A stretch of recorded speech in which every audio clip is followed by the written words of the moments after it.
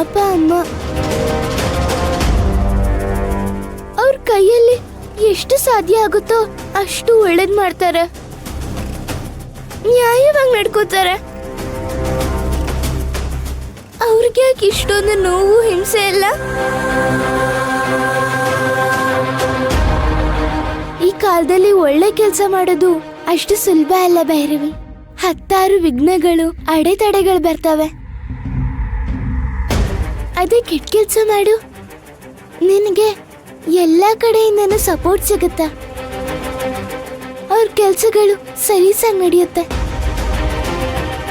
ಈ ಕಾಲದಲ್ಲಿ ಕೆಟ್ಟೋರಾಗಿರೋದು ತುಂಬಾ ಸುಲಭ. ಅವ್ರಿಗೆ ಎಲ್ಲ ಕಡೆಯಿಂದನೂ ಸಹಾಯ ಸಿಗುತ್ತೆ. ಅವ್ರ ಜೊತೆ ತುಂಬಾ ಜನ ಇರ್ತಾರೆ. ಒಳ್ಳೆಯವರಾಗಿರೋದು ತುಂಬಾ ಕಷ್ಟ. ಅವ್ರು ನಡೆಯೋ ಒಂದೊಂದು ಹೆಜ್ಜೆನೂ ಮುಳ್ಳು ತುಂಬಿರೋ ಹಾದಿಯಾಗಿರುತ್ತೆ. ಎಲ್ಲರೂ ತೊಂದರೆ ಕೊಡ್ತಾರೆ, ಆದ್ರೆ ಕಷ್ಟಪಟ್ಟು ಎದ್ದು ನಿಲ್ಬೇಕು. ನಾವು ಕೆಳಗಡೆ ಬೀಳೋದಿಕ್ಕೆ ಎಲ್ಲರೂ ಕಾಯ್ತಾ ಇರ್ತಾರೆ. ಸಮಯ ಸಿಕ್ಕಿದ್ರೆ ಸಾಕು ತುಳಿದ್ ಬಿಡ್ತಾರೆ. ಜೊತೆಲಿ ಯಾರು ಇರಲ್ಲ. ಜಾಸ್ತಿ ಚಿಂತೆ ಮಾಡೋ ಅವಶ್ಯಕತೆ ಇಲ್ಲ. ಈಗ ದುಷ್ಟಶಕ್ತಿ ಆಗಿರೋ ದೇವಿನೇ ನಮ್ಮನ್ನ ಕಾಪಾಡುತ್ತೆ. ನಾನ್ ಸ್ಕೂಲಲ್ಲಿದ್ದಾಗ ಖುಷಿಯಾಗಿರ್ತೀನಿ, ಆಟ ಆಡ್ಕೊಂಡಿರ್ತೀನಿ. ಇದೆಲ್ಲ ನೆನಪೇ ಆಗಲ್ಲ.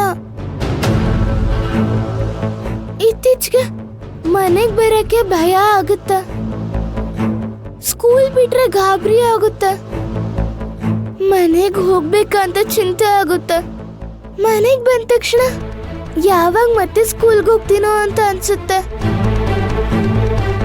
ಎಲ್ಲ ಸರಿ ಹೋಗುತ್ತೆ ಭೈರವಿ. ಇದೆಲ್ಲ ನಮ್ಗೇನ್ ಹೊಸದಲ್ಲ. ದಿನಾ ಬೆಳಗ್ಗೆ ಎದ್ರೆ ಕಾಫಿ ತಿಂಡಿ ತಿಂತೀವಲ್ಲ, ಹಾಗೆ ಕಷ್ಟಗಳನ್ನ ಹೆದರ್ಸ್ಕೊಂಡ್ ಬಂದಿದೀವಿ. ಸರ್, ನಾನು ಬರ್ತೀನಿ. ಏನಾದ್ರೂ ಆಗ್ಬೇಕು ಅಂದ್ರೆ ನನ್ನ ಕರಿ. ಸರಿ, ಆಯ್ತು.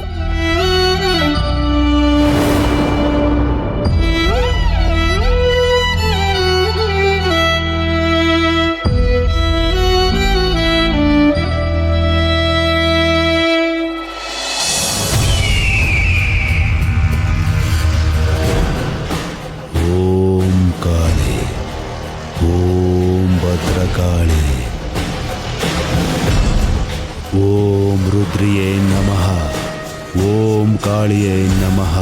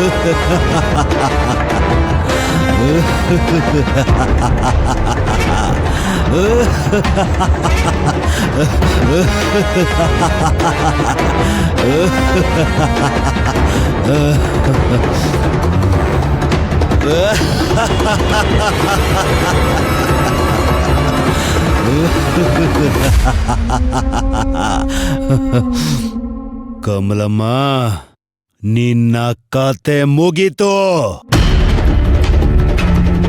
ನಿನ್ನ ಸಾವು ಹತ್ರ ಬರ್ತಾ ಇದೆ. ಅದನ್ನ ತಡೆಯೋದಕ್ಕೆ ಯಾರ ಕೈಯಿಂದನೂ ಆಗಲ್ಲ.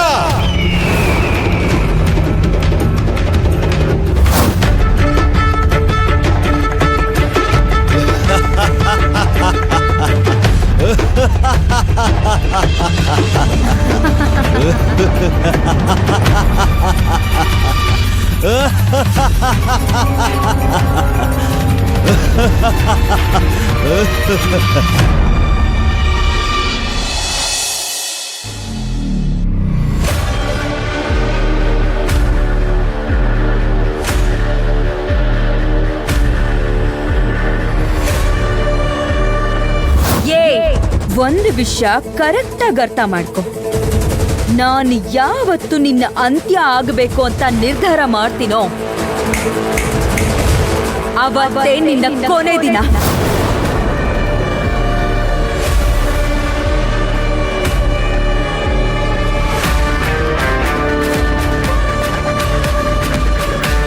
ಯಾಕ್ರ ಒಂದ್ ಬಾಯ್, ಏನಾಯ್ತು?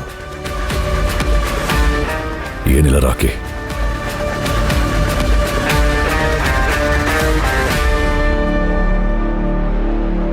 ರಾವಣ್ ಭಾಯ್, ಜೇಬಲ್ಲಿದ್ದ ದುಡ್ಡೆಲ್ಲ ಖಾಲಿ ಆಯ್ತು. ದುಡ್ಡಿಗೇನಾದ್ರೂ ವ್ಯವಸ್ಥೆ ಮಾಡ್ಬೇಕು ರಾವಣ್ ಭಾಯ್. ವಿನ್ಸೆಂಟ್ ಕಾಲ್ ಮಾಡು. ಫೋನ್ ಎಲ್ಲಿದೆ ರಾವಣ್ ಭಾಯ್? ರಾಕಿ, ಅವನ ಹತ್ರ ಫೋನ್ ಇಸ್ಕೋ. ಬ್ರದರ್, ಒಂದ್ ನಿಮಿಷ ನಿಂತ್ಕೊಳ್ಳಿ. ಹಾ ಸರ್. ಸ್ವಲ್ಪ ನಿಮ್ ಫೋನ್ ಕೊಡ್ತೀರಾ? ಅವ್ರ ಹತ್ರ ಫೋನ್ ಇಲ್ವಾ? ಅದು ಸ್ವಿಚ್ ಆಫ್ ಆಗೋಗಿದೆ. ಹೌದಾ?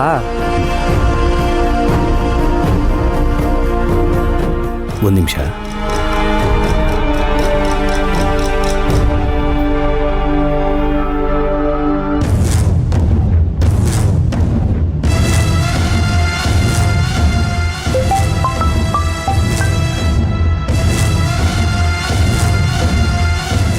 ಹಲೋ, ನಾನ್ ಮಾತಾಡ್ತಾ ಇದ್ದೀನಿ. ನಾನು ಅಂದ್ರೆ ಯಾರು? ಉಪೇಂದ್ರ ಅವರ?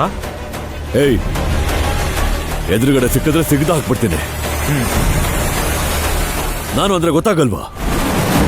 ಏಯ್, ನಾನು ಅಂದ್ರೆ ಇಡೀ ಪ್ರಪಂಚಕ್ಕೆ ಗೊತ್ತು, ಅದು ಉಪ್ಪಿ ಸಾರ್ ಅಂತ. ನೀನ್ ಯಾರು?